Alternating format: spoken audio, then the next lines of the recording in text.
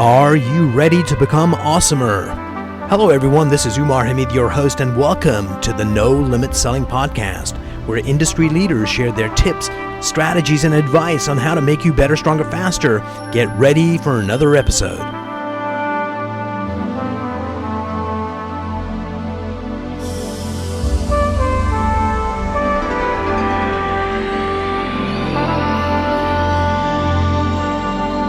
Hello, everyone. I am privileged to have Jim Britt here with me today. He's a legend. It's all about beliefs and bringing your best self out into the world. Jim, welcome to the program. Hey, thanks, Umar. I appreciate you having me. One of the things I was excited to talk to you about was this, is that if you talk about money, most people can't. It's like, that's a taboo subject. It's like, oh, we don't talk about that. We don't ask people how much they earn. We don't talk about our problems. That is unhealthy. Why do you think we have such a hang up around money? And it's not just here in the US, it's a worldwide phenomenon. Yeah, I think, most people would rather talk about their sex life versus money. And It's easier to talk about, I guess. But, I think a lot of people fear money. And a lot of people fear having it, fear not having it. So it's kind of a battle that goes on between their ears. And, everybody's relationship with money is different. You see some people that make a huge fortune. It seems like it just rolls in.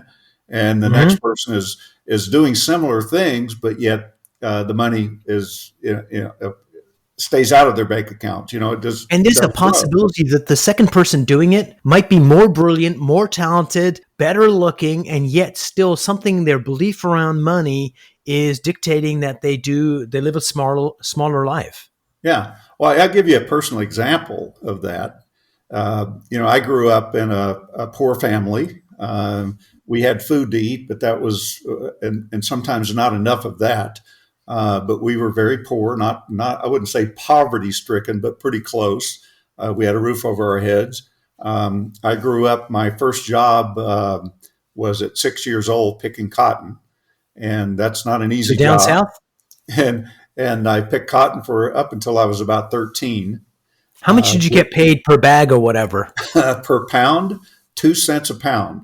2 cents a pound. And cotton's pretty lightweit, so it takes a lot of cotton. Very lightweight. So it took a lot. I mean, at 6 years old, I made 50 cents a day or something. But my parents and all of the siblings went out and picked cotton during the season.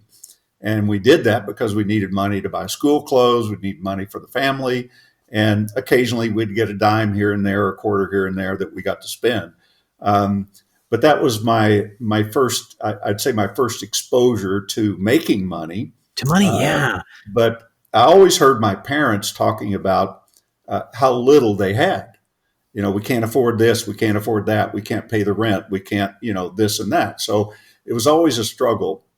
Just getting by. And what's interesting, Jim, is that some people grow up and they realize that we didn't have any money, but we didn't realize we were poor because their family was talking about family and love, and the money subject never came up. And it wasn't until they were much older that they realized, hey, we were poor, but we were happy. We didn't even know we were poor, which is kind of a blessing, right? Yeah, it was. I mean, we were a very happy family. It was a loving family. My parents were not alcoholics or abusive or drug addicts or anything. They were normal people, and we grew up poor. But yet at the same time, you're programmed. Everything that happens in your life, you're programmed to believe certain things, and the more you get programmed, the more it becomes a core belief. And money is a big one. We've heard there's not enough to go around. Money doesn't grow on trees. The love of money, the root of all evil, on and on that we hear these things. And so let's go back to what you just quoted, which actually I think is a misquote. And a lot of people do that, is the love of money is the root of all evil. And it turns out that it was actually the lust for money. Yeah. Well, that's the root of all evil, which is a different feeling, right? Yep. So going back to your story, Jim, what's kind of interesting is another person could have been in a family identical to yours. Mm-hmm. And that upbringing could have crushed them financially and just mentally. And you could also have a third person going through the same experience and they kind of go, I'll never let this happen again. And they end up being like bazillionaires. So it's not only family experience, but it's the meaning that we make from that experience is the one that counts. Well, you see siblings from the same family, and one of them breaks out of that mold and the other one stays in it. Oh, yeah. I've seen it happen many times, but I'll never forget the day that I was 12 years old and we had just finished picking cotton and we had enrolled in school, and I got to buy 2 shirts. And one shirt was that I picked out. I got to pick them out myself. I was so excited. So I go to the department store. One shirt had a kind of a green pattern with a blue design. And then they had a flip of that with a blue pattern and a green design. So it was the same shirt, but just flip of the colors. Yeah. And I liked it so much that I bought those 2. And then I go to school the first day, and sure enough, I get all kinds of compliments on it. The next day, a few compliments after about 4 or 5 days, and I switched to shirts every other day. And after 4 or 5 days, somebody comes up and says, "Hey, are you going to wear that shirt all year?" And I tried to explain to him, I got 2 of them, and I switch them back. "Oh yeah, really?" And my kids are, and I was like 6th grade, and this went on for the full year. I felt like, an inch high because I couldn't convince anybody. And then before long, the whole grade that I was in was kind of kidding me about wearing the same shirt all year. And I'll never forget the last day of school. I get off the bus and I just walk away from the bus, and this kid sticks his head out the window, the one that started it all.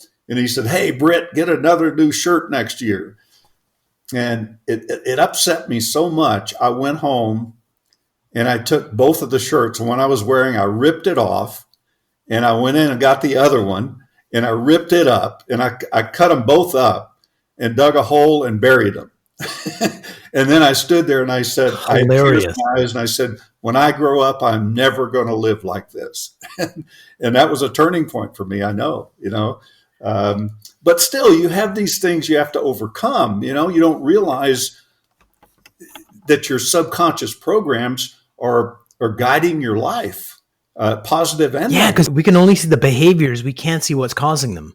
Well, here's a good example. I had a fellow just recently. He said, "I haven't been able to pay my bills on time or fully each month for 25 years. And I said, "Wow, that's a long time." And I said, "What are you going to do about it?" And he said, "Well, I'm thinking about cutting my overhead." And I said, "Well, there's nothing wrong with that." But I said, "In 2, maybe 3 months at the outside, you'll be back not being able to pay your bills on time." And he said, "Well, how do you know that?" And I said, "Well, you're addicted to it. You've been doing it for 25 years. That's your core belief." And I said, "Unless you figure it out yourself, or you have somebody like me or somebody else that walks you through how to break that cycle, you're going to stay in it for the rest of your life." So, Jim, do me a favor. Think about a client, and don't mention the name because we want to protect the innocent. Mm-hmm. Tell me about a client that came in that had a money issue that was stuck, and then walk me through how you got them to change that limiting belief to get an empowering one. Okay. Well, that fellow's a good example. I call it an addiction. It's an addictive cycle that we get in, and you can mm-hmm. you can use this in any area of your life, basically. But every experience that we have, we attach a feeling to it, good or bad. But if you have a negative feeling and you keep repeating an experience that creates that same feeling, eventually, especially as a kid, eventually you start to think in those terms. You start to think that that's who you are. And eventually, if you think that long enough, you're going to believe it. And that's going to become a core belief if it's programmed in that way. So what was this guy's belief that we're talking about? What belief got developed? Well, his belief was he couldn't pay his bills on time. Now, that came from his upbringing as well, because he was told that he would, as a child, that he would never measure up to his siblings, that he would never make any money, that he would never have a good profession. That so he that was programmed in.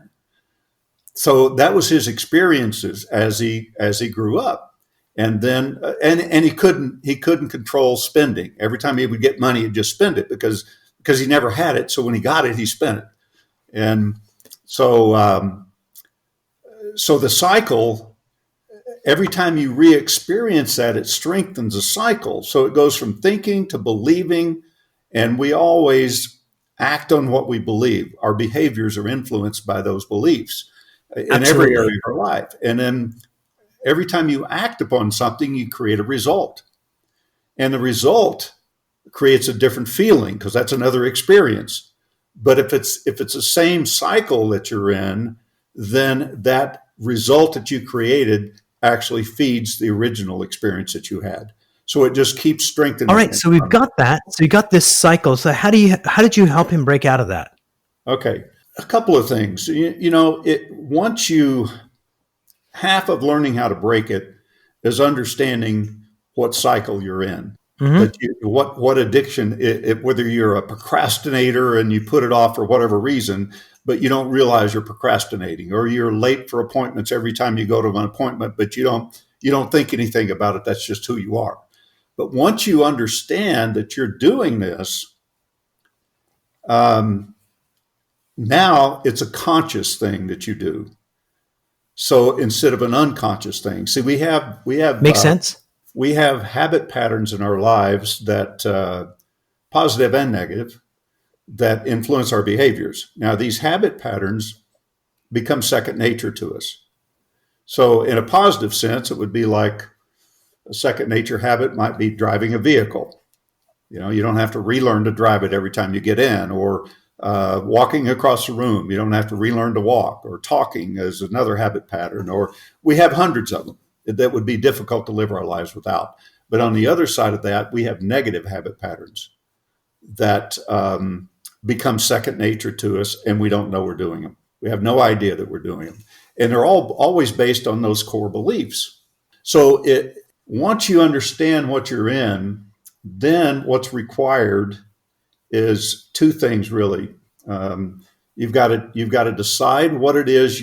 Well, I'd say more than two things. First of all, you have to have a desire to change, because without that, nothing happens. You got. So I'm going to pause you right there, Jim. I'm going to pause you there for a second. It's an old joke. You've heard it. How many shrinks does it take to change a light bulb? Only one, but the bulb has to want to change. So yes, they have to decide they want to do something about it. Then what? That's true. That's absolutely true. Isn't it? I haven't heard that one before. But they do have to want to change. Otherwise, you can't help people. It's like. So you help them identify the pattern. Then they go, holy crap, I want to change that. Then what? Yeah. Well, it's an understanding of what happens. Your brain, your subconscious is a lot like Google. So you Google making money. Try it sometimes. You Google making money, and you'll get your picture came up. You get about 3.5 billion files in 0.25 seconds. Yes. Or something. Well, you can never go through all those files. So it would take 10 lifetimes. So what do you read? The first page, typically. And sometimes you'll go to the second page. Well, your brain's the same way. So if you've had all of these experiences about making money and they've all been negative, then when you say, well, I'm going to become a millionaire, or I'm going to double my income from 100,000 this year to 200,000. Your Google pops up instantly without you even knowing it. And it's going to give you the top 10 experiences you've had with making money. And if you've tried and failed 10 times, it's going to say, hey, you've tried and failed 10 times. What makes you think you could do it now? Well, you're already off course. You've already sent a message to your subconscious that is confusing. So to break the cycle, you've got to have a desire to change. Then you have to make a decision to change. In other words, you have to make a decision, whatever it is you want to accomplish. So if you want to go to 200,000 a year from 100,000, then that has to be a decision so strong that nothing less than that will do. Because that creates the mindset and determines how you show up to the world and how the world. All right, so let's pause you there just for a second. Okay. So I desperately, I've got a neighbor. I'm just making this up, by the way. But okay. For argument's sake, I've got a neighbor who's been praying every Friday for the last 20 years that I need to win the lottery, or this year is going to be my year. And they want it, they believe it, but they don't do the action to make it happen. So wanting it and deciding. So how do you go from like consciously deciding it to have it kind of go in your unconscious where you're actually doing stuff to make it happen? Well, think about this. If you had no desire to, let's say, become wealthy, whatever that means to you, if you had no desire to become wealthy, would you even see opportunities if they came along? Absolutely not. I might glimpse it, but wouldn't believe it.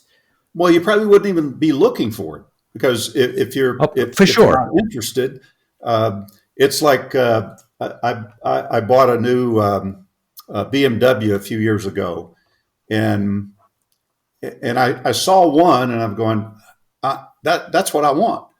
And so I placed an order for it, and it was on its way in. But then from that point forward, I must have seen 100 of them between when I ordered it and a week later when it came in, because my consciousness now is looking at it. Before I wasn't. So it's like a one woman was telling me one day. She said, I never even saw ever a cement truck that I know of. And she said, I started dating this guy that drove a cement truck. And she said, everywhere I look, there's a cement truck. So makes perfect sense. If you don't want to accomplish something, why would you go look for it? Why would you be open to even seeing it at all? So the person decides, I guess what I'm trying to understand is that this is kind of a bizarre example, but you could have somebody that beats his girlfriend or his wife. And afterwards, they are so devastated they did it. And they make solemn promises that they absolutely believe, honey, this will never, ever happen again. And they truly believe it. If you took a lie detector, you would say 100% the truth, this will never happen again. But sure enough, 3 weeks later, it happens again. So you get somebody you're helping and you get them to realize there's a pattern that's not healthy. They decide they want to change, but how do they get that level of intensity that actually gets them to change? Okay, I'll give you a real live example of that. A few years back, I had a woman that came into a workshop. I happened to be standing near the registration table when she walked in, and I saw that she had bruises on both of her wrists. She had a busted lip. Mm-hmm. She had a black eye, and she had bruises on her throat.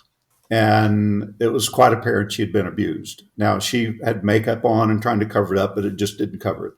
So we started the workshop, and about 3:00 in the afternoon, different people were sharing things. And she said, well, I have something to share. It's really hard to share, but I want to. So she says, I've been in 4 marriages and 3 live together relationships with men. And she said, every one of them is abusive, physically abusive. And she said, the guy I'm with now, I'm not married to. When I left this morning, he said, if you ever try to leave me, he said, I will kill you. And she said, and he means it. And so she shared on about, how she felt. And I said, you guys, and she talked about her boyfriend as well. I said, well, you guys are a perfect match. She said, well, what do you mean? And I said, well, let me see how this goes. I said, he beats you up, and then you run him out of the house. And a few hours later, he calls you back and says, I'm so sorry. I'll never do this again. Please take me back. I said, now you're in control, and he's seeking acceptance. And so you accept him back. So you feel good because you're in control. I said, now when he beats you up, I said, you're looking for acceptance. He's looking for control. I said, is that about right? She said, yeah. I said, so which is it? I said, for you, the underlying cause of this conflict, which is it? The need for you to be in control or the need for acceptance? And she thought about it for a while, and she said, I think a need for acceptance. And we dug into it for about 15 minutes, and it was some upbringing and things that happened and abuse that happened in her life. So she was always looking for acceptance, real needy type person. So that's like deep down what's driving it. So brilliant. Yeah. And see, that goes into all areas of your life. It's not just in a relationship. It goes into relationships in business and everything that you do. And money. So go back to your hero, the one we were talking about. What was his underlying belief? Because the initial one was, I won't have enough money, I'm not good enough kind of thing. So what was the belief that you uncovered? Was that it, or was there something deeper? That was it. He had a belief that he just wasn't good enough. And and would never make the amount of money that his siblings make and would never amount to anything. So what we believe as a core belief, we will do almost anything to prove to ourselves and the outside world that what we believe is true, even to our death. Absolutely. Yeah. So how did you get him to shift his mindset? So he identified the cycle. He believes what you're saying. I've got this belief. This is a cycle. I need to decide to change. How did you get him to believe that decision and actually do something about it? Well, the first thing was him seeing that he was in that cycle. So I helped him discover what that cycle was. And I said, now when you do these certain actions, I said, that becomes a conscious choice for you. And I said, you consciously do certain things, you unconsciously do certain things now that keeps you in that situation. But I said, now you need to turn it to consciously when you're doing it, become what I call an observer of yourself. See, every action you take, once you decide what you want, it's going to move you toward that objective or away from it.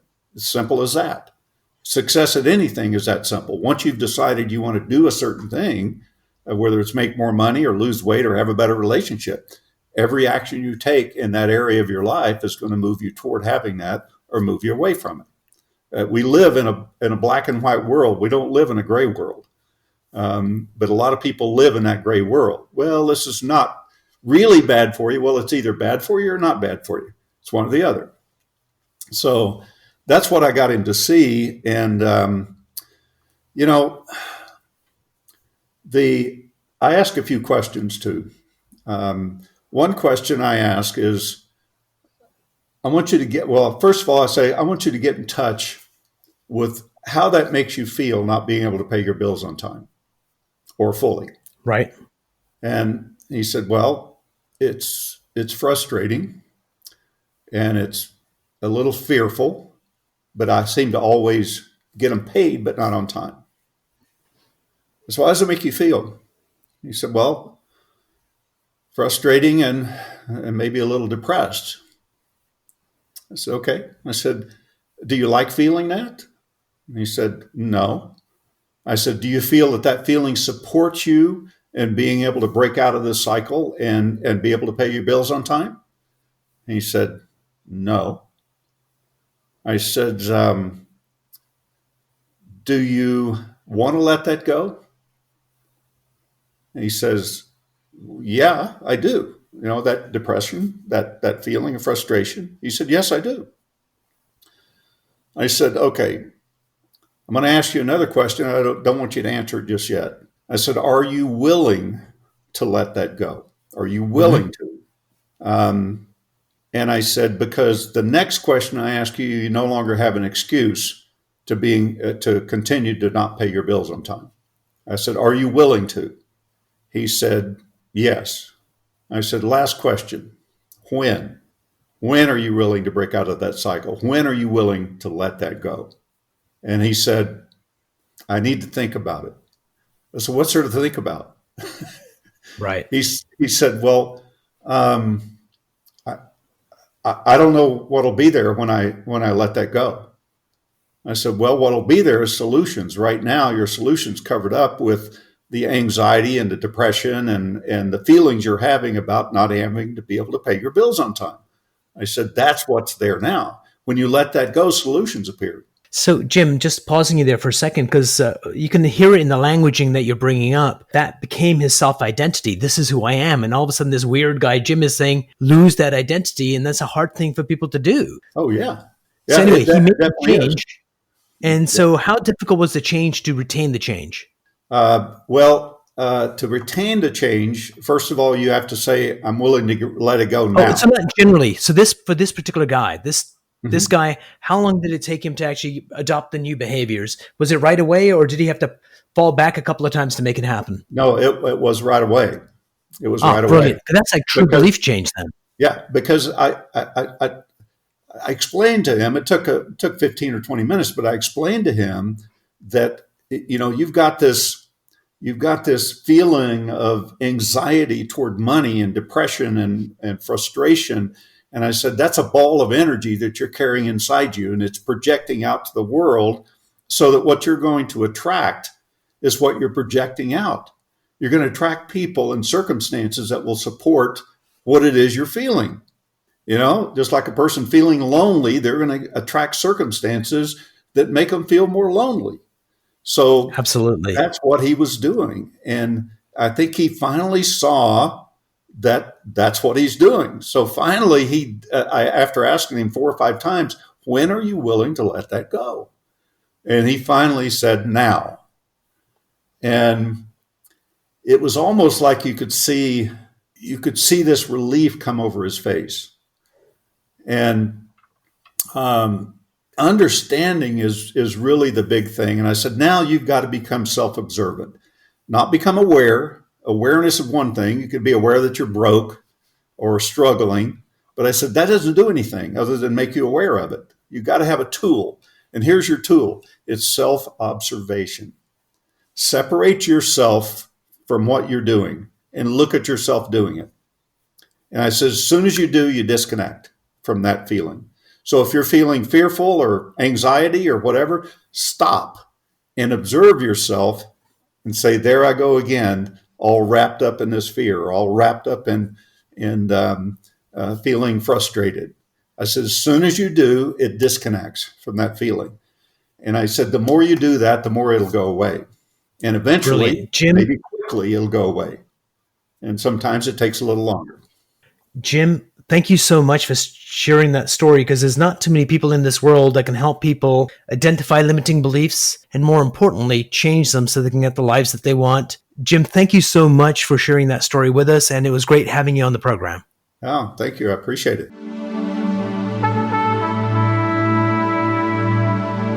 If you enjoyed this episode, please go to iTunes and leave a 5-star rating. And if you're looking for more tools, go to my website at nolimitselling.com. I've got a free mind training course there that's going to teach you some insights from the world of neuro-linguistic programming, and that is the fastest way to get better results.